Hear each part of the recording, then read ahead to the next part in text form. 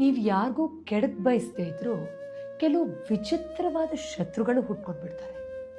ಇದು ನೀವು ಬೆಳೀತಾ ಇದ್ದೀರಾ ಅನ್ನೋದ್ರ ಸಂಕೇತ. ಸತ್ಯದಿಂದ ತುಂಬ ದೂರ ಇದ್ದರೂ ಕತೆ ಕಟ್ಟಿ ನಿಮ್ಮ ಹಿಂದೆ ಚಾಡಿ ಮಾತಾಡ್ತಾರೆ.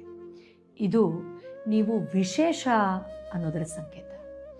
ಇನ್ನು ನಿಮ್ಮನ್ನೇ ಕಾಪಿ ಮಾಡಿ ನಿಮಗೆ ಕಾಂಪಿಟೇಷನ್ ಆಗಿ ತೊಂದರೆ ಕೊಡ್ತಾರೆ. ಇದು ನೀವು ವಿಭಿನ್ನ ಅನ್ನೋದರ ಸಂಕೇತ. ಇನ್ನು ನೀವು ಬೆಳೆದಷ್ಟು ನಿಮ್ಮನ್ನು ಕೆಳಗಿಳಿಬೇಕು ಅಂತ ಕೆಲವರು ಪ್ರಯತ್ನಿಸ್ತಾರೆ.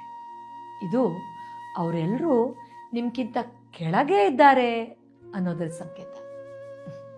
ನಾನು ಏನು ತಪ್ಪು ಮಾಡದೇ ಇದ್ರೂ ಇವರೆಲ್ಲ ಯಾಕಪ್ಪ ನನಗೆ ತೊಂದರೆ ಕೊಡ್ತಾ ಇದ್ದಾರೆ ಅಂತ ಚಿಂತೆ ಮಾಡೋದ್ರ ಬದಲು ನಾನು ತುಂಬ ಜನಕ್ಕಿಂತ ವಿಭಿನ್ನ, ವಿಶೇಷ ಮತ್ತು ಪ್ರಗತಿ ಹೊಂದ್ತಾ ಇದ್ದೀನಿ ಅಂತ ಅರ್ಥ ಮಾಡಿಕೊಂಡು ನಿಮ್ಮ ಯಶಸ್ಸನ್ನು ಸಂಭ್ರಮಿಸಿ.